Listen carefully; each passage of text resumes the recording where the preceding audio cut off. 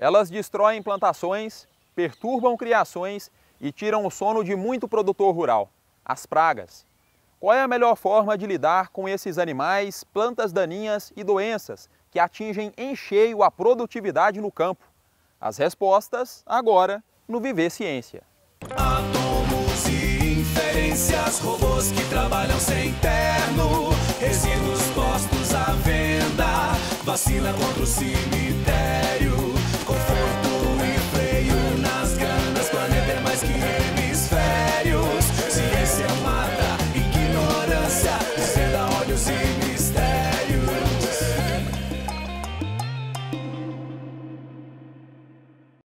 Na pecuária, os 3 parasitas mais preocupantes do ponto de vista econômico são o carrapato, o berne e a mosca do chifre. Eles podem comprometer seriamente a produção de leite. Já na agricultura, a gama de pragas é bem maior. Calcula-se que 45% da área plantada em todo o Brasil possui problemas com parasitas. O prejuízo anual chega a 9 bilhões de reais.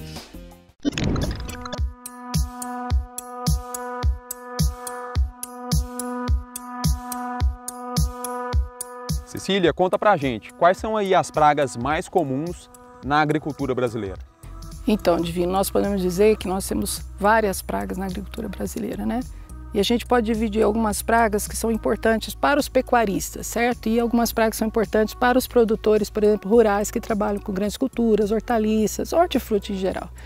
No caso dessas pragas que atacam essas pastagens, que são importantes porque elas acabam reduzindo o potencial da pastagem em termos de manutenção do gado na área, nós podemos ter ali, nesse caso, a cigarrinha das pastagens, que é uma praga sugadora, certo?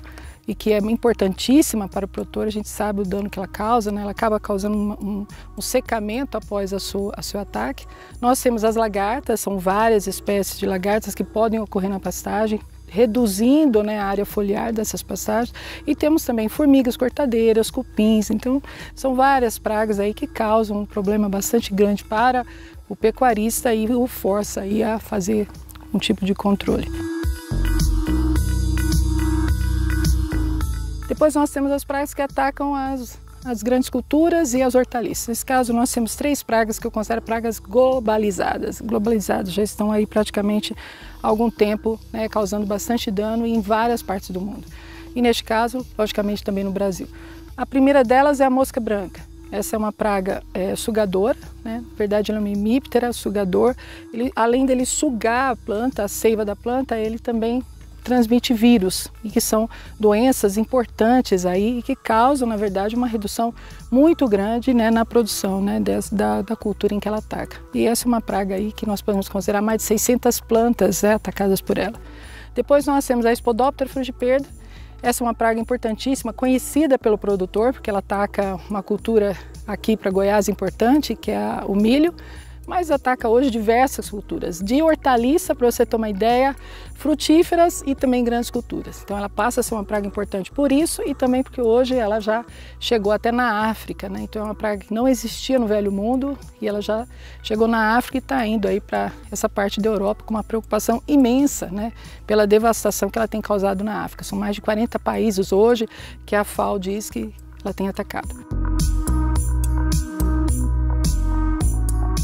Depois nós temos a Helicoverpa parmígera, que entrou tem pouco tempo no país, certo? E que também causa bastante dano. Nós temos aí mais de 200 culturas atacadas por ela e infelizmente, além do fato dela hoje estar híbrida, uma parte dela provavelmente encontrou a Helicoverpa zé, que era uma espécie brasileira, e provavelmente na cópula nós temos aí, além das 2 espécies, provavelmente a espécie híbrida. E esse hibridismo, de uma certa forma, nos preocupa, porque acaba com que ela potencializa, né, esse efeito dessa praga em termos de controle, em termos de ataque. Provavelmente ela pode se tornar uma praga até bem potencialmente mais destrutiva do que ela já é. De que forma essas pragas são habitualmente combatidas? Divino, aqui no Brasil se entende que essas pragas em geral são controladas com quimicamente. E, na verdade, o que a gente tem que entender e fazer é o produtor. Tanto o produtor que trabalha com pecuária, seja de leite ou de corte, e tanto o produtor que trabalha com grandes culturas ou hortaliças, de que existe, além do químico, outras táticas de controle, dentro do que a gente chama de manejo integrado de pragas. Então, controle biológico, controle químico, controle físico, cultural, legislativo. Então, nós temos diversas formas de controlar, não só a química. Porque enquanto a gente pensar só no químico, essa é uma tática, na verdade, e que ela sozinha, ela não sustenta, entendeu? Então, são ferramentas de controle que podem ajudar muito. Tanto quem trabalha, por exemplo, com pecuária, como quem trabalha, por exemplo, com grandes culturas ou hortaliças.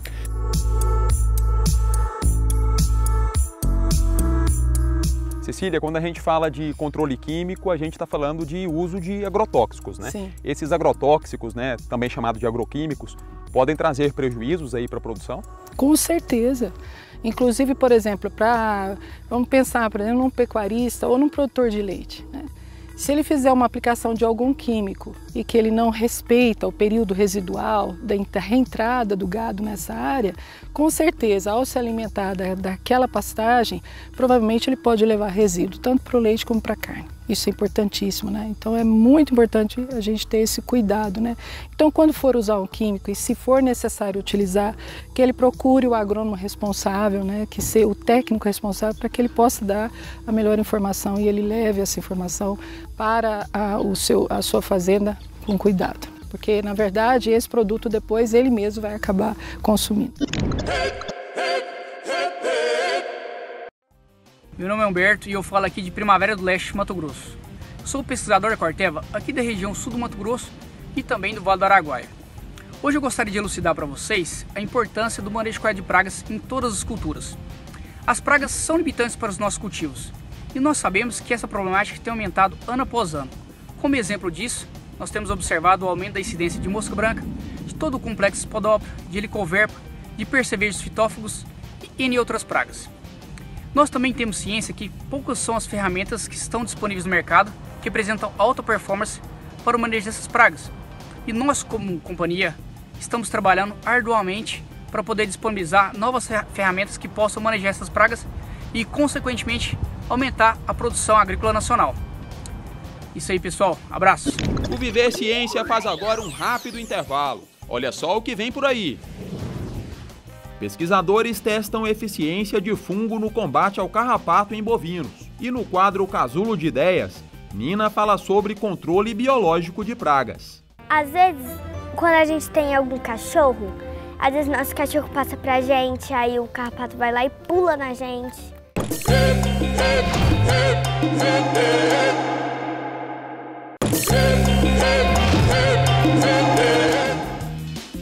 Estamos de volta com o Viver Ciência, hoje falando sobre controle de pragas no campo. Nossos convidados são Caio Márcio de Oliveira Monteiro e Ronaldo Alves Pereira Júnior. O Caio é biólogo, doutor em Ciências Veterinárias e professor do Instituto de Patologia Tropical e Saúde Pública da Universidade Federal de Goiás. E o Ronaldo é veterinário, doutor em Medicina Tropical e Saúde Pública e professor do Centro Universitário de Goiás. Os carrapatos em bovinos são um grande problema para a pecuária brasileira e causam prejuízos bilionários todos os anos. O controle dessa praga é complicado, porque ela é bastante resistente a produtos químicos. Por isso, pesquisadores da UFG estão testando uma alternativa natural que vem dando bons resultados: o uso de fungos. Olha só. Esses fungos não trazem problemas, não são patogênicos para humanos ou para vertebrados, então não trazem problemas à saúde humana e à saúde animal. E é uma proposta sustentável, né? Uma vez que você pode usar produtos que não deixam transtornos, não causam transtornos ao animal nem à saúde humana. E o fungo ele vai causar infecção, então ele começa a se desenvolver sobre o carrapato, ele forma umas estruturas de penetração e conseguem penetrar o carrapato e causar doença mesmo no carrapato. Ele infecta o carrapato e morre.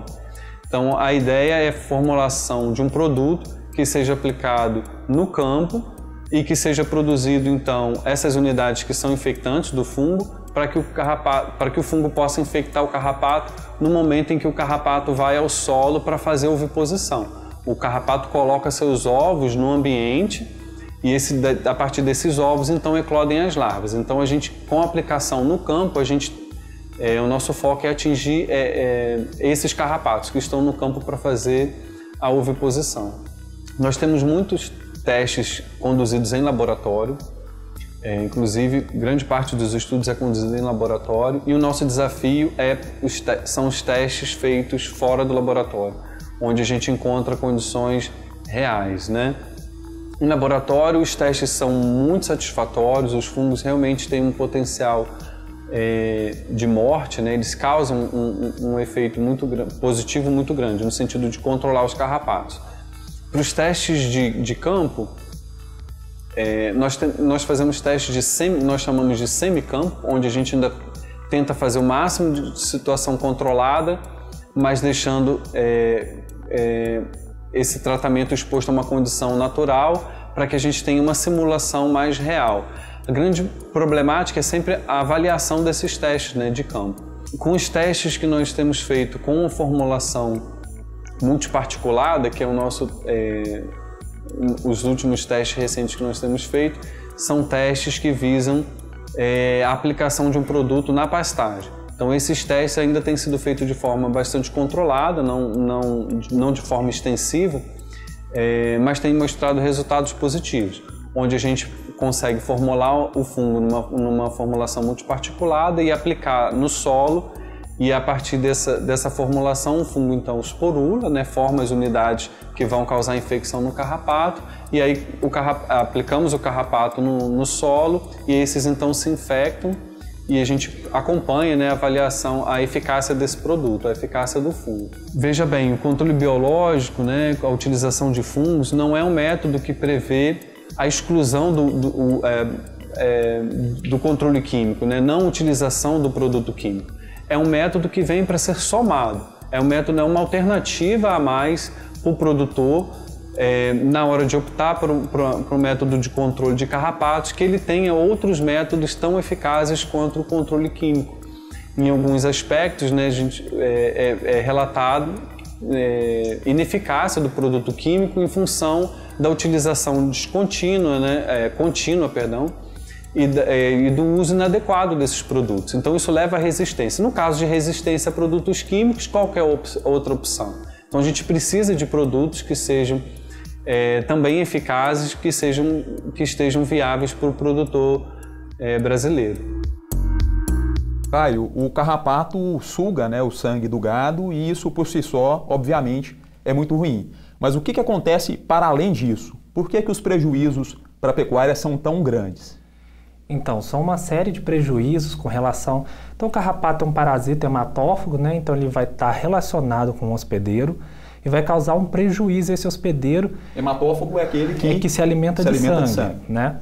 E isso é a porta de entrada, mas a gente tem uma série de ações que vão estar relacionadas a esse fenômeno de parasitismo, que vão estar relacionados a prejuízos que a gente classifica como diretos e indiretos.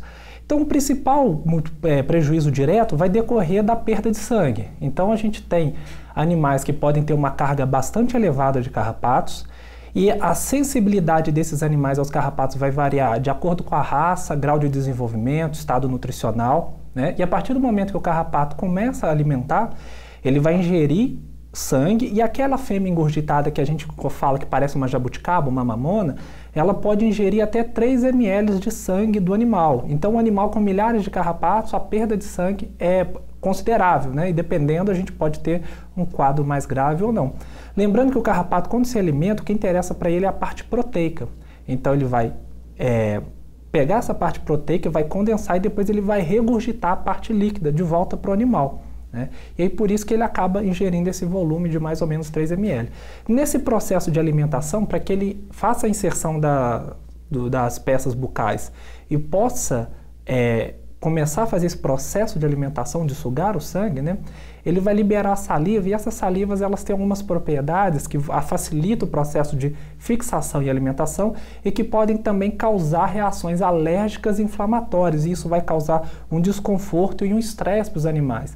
Então o animal que esteja nesse estado com reações alérgicas e inflamatórias nesse processo de estresse, né, ele vai ser um animal que vai perder menos tempo né, ele vai estar numa condição não muito adequada e aí ele perde menos tempo forrageando e tudo mais, e isso vai impactar os níveis de produtividade, seja no ganho de peso para a produção de carne, ou seja, na produção de leite, né? Somado a isso, a gente tem que, após o carrapato se desprender, ficam algumas lesões ali onde as peças foram inseridas, e nisso a gente abre portas para que se fixe ali, se desenvolva outros parasitas, no caso de bicheiras e berne. Então é um prejuízo somado a esse espaço dessa relação com o carrapato. Além disso, a gente tem os prejuízos que são os principais, talvez eu diria, que é o carrapato atuando como vetor de micro-organismos que causam doença nos animais, no caso protozoários e bactérias, né, que vão causar uma doença que é agrupada num complexo chamado de tristeza parasitária. E além disso, a gente tem os prejuízos indiretos, né, que são relacionados. Então eu tenho um problema, eu tenho um carrapato que está causando perdas, está causando prejuízos na minha propriedade. Como que eu enfrento isso? Eu tenho que gastar com medicamentos, tenho que gastar com carrapaticida e tenho que gastar com mão de obra para combater. Somando todos esses aspectos listados até agora, a gente tem que o prejuízo para a pecuária brasileira é de em torno de 3,24 bilhões de dólares anualmente. Ronaldo, que fungo foi esse que foi utilizado? Em qual é a eficácia dele no combate aos carrapatos? Bom, atualmente nós trabalhamos com, é muito estudado, né, o gênero Metarrhizium e o gênero Bovéria, os dois gêneros são os mais estudados e há vários produtos comercialmente disponíveis, não para carrapatos, mas para outras pragas. Ainda para o controle de carrapatos são produtos que ainda estão em fase de desenvolvimento em laboratório, né, que mostram eficácia boa não só contra o carrapato dos bovinos, mas também contra outras espécies de carrapatos, como o carrapato do cão, o carrapato estrela, né, que é o transmissor da febre maculosa, mas ainda são testes preliminares em laboratório, né, e que ainda não existem produtos comercialmente disponíveis para esse fim. Ok, o Viver Ciência faz agora um rápido intervalo, a gente volta na sequência com o Casulo de Ideias. Até já!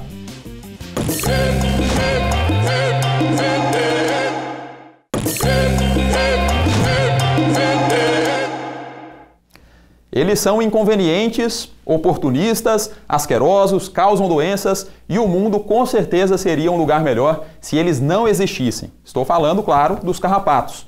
Nós questionamos a Nina sobre a melhor forma de combater esses seres malignos. Vamos conferir o bate-papo. Casulo de Ideias no ar.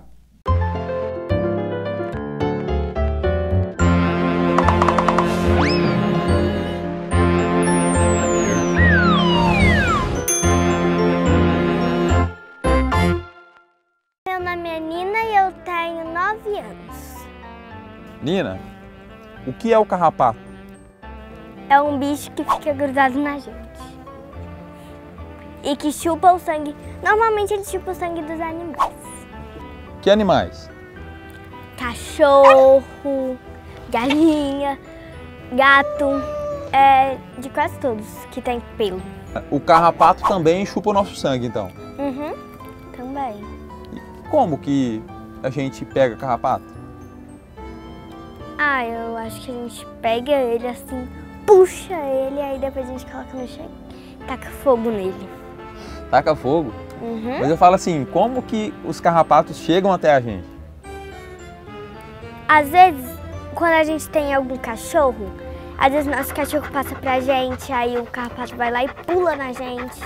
Às vezes tem pessoas que têm carrapato e aí passam pra gente. Vai Pessoas? passando. Uhum. Caramba. E a gente pode passar carrapato pro cachorro também? Eu não sei, eu acho que sim. Quem criou o carrapato? Bactéria. Hã? Bactérias. As bactérias criaram o carrapato? Eu acho que foi. Começou lá com as bactérias, aí depois foi lá, as bactérias elas foram se evoluindo, aí até que chegou o carrapato, aí foram chegando os macacos, sei lá. E aí como que a gente pode fazer para eliminar o carrapato? Aí às vezes a gente coloca shampoo pra tirar, pra matar, sei lá. A gente vai catando. Existe uma pesquisa aqui na universidade que eles estão tentando desenvolver um carrapaticida, né, um remédio para matar o carrapato, um veneno, natural. Natural. Como que você acha que pode ser feito um remédio natural? Eu acho que podia ter tomate. Acho que também podia ter várias plantas, vários tipos de planta, tipo hortelã, manjericão, vários tipos de planta. Podia ter mel. Não sei porque podia ter mel, é só pra ficar um mel. Eu tô achando tudo gostoso. Podia ter. Será também... que os carrapatos não vão gostar também, não? Não, eu acho que eles gostam mais de sangue e um gosto mais salgado.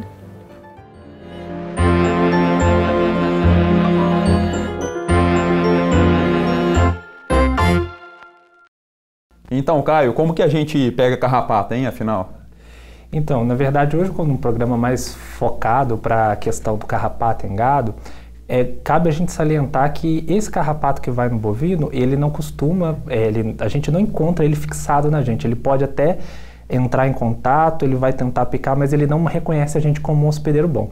E carrapatos em humanos é assim, um assunto muito sério em termos de saúde pública, ele também transmite agentes importantes para humanos, mas eu acho que isso seria um assunto para um outro programa, que a gente pudesse detalhar de uma maneira melhor. Tá certo, então. Ronaldo, o Brasil é referência mundial aí no controle de pragas no campo com micro-organismos. Isso. Muito pouca gente sabe disso, né? Mas no Brasil mais de 3 milhões de hectares de diversos cultivares, principalmente na cana-de-açúcar, atualmente é utilizado controle biológico para isso, e um dos agentes para esse controle são justamente os fungos, né? Daqueles dois gêneros que nós conversamos. E na agricultura eles têm uma eficácia extremamente alta e conseguem controlar aqueles insetos que uma vez já desenvolveram uma certa resistência aos inseticidas que nós temos. E como o professor Everton comentou lá na reportagem, são importantes pelo fato de serem organismos que já estão presentes naturalmente no ambiente, né? E ainda não haverem casos de resistência a esses patógenos, e eles também não acometem seres humanos ou outros animais. Então o Brasil ele segue como um modelo para o tratamento desses cultivares, né? Principalmente cana-de-açúcar, mas também soja para o controle de mosca branca. Mas para o controle de carrapatos isso ainda está numa fase de testes, né? Vem sendo desenvolvido testes aí há vários anos, mas atualmente hoje, em 2018, nós não temos ainda nenhum produto para o controle específico de carrapatos. Ronaldo, nosso tempo está chegando ao fim, né? Mas rapidamente, em relação a esse fungicida que vocês estão desenvolvendo, vocês estão fazendo aplicações também na pastagem, porque 95% dos carrapatos ficam na pastagem, só 5% no animal. Isso. Pensando na vida do carrapato, né, a maior parte do que nós observamos no ambiente está justamente lá na pastagem. Então, no nosso laboratório, né, no Laboratório de Patologia de Invertebrados, né, do professor Christian, professor Everton, lá no IPTESP, nós temos trabalhado no desenvolvimento de uma formulação para aplicação nas pastagens, porque tem se percebido de que a aplicação no bovino ela tem uma eficácia reduzida justamente pelo fungo estar suscetível a fatores estressantes como radiação solar, como calor, uma vez que ele é tratado sobre o bovino como uma acaricida convencional, né? Mas a gente tem que pensar que ele é um organismo vivo e que ele precisa de condições um pouco melhores para esse desenvolvimento. Ok, e assim a gente encerra mais um Viver Ciência. Caio, muito obrigado pela participação. Eu que agradeço o convite, né? Muito obrigado por a gente estar aqui, ter esse espaço para falar de um assunto tão relevante, que causa um impacto tão grande, tanto para a saúde animal quanto para a saúde humana. E só parabenizar vocês pela oportunidade. Obrigado, Ronaldo, pela presença. Nós que agradecemos, né, o convite, e aqui eu aproveito para agradecer também quem paga a conta dos nossos trabalhos, né, a FAPEG através do projeto PRONEM, o CNPq por bolsas de produtividade, bolsas de estudo para os alunos, a CAPES, né? Então é um trabalho que é feito em parceria, não só também a UFG, mas várias outras universidades do país e do mundo estão trabalhando para o desenvolvimento de um bioproduto eficaz contra os carrapatos. Obrigado. Obrigado, e obrigado também a você que nos acompanhou até aqui. O nosso site e as nossas redes sociais estão aparecendo aí na tela. Acessa lá. Obrigado pela atenção, um abraço e até a próxima. Tchau!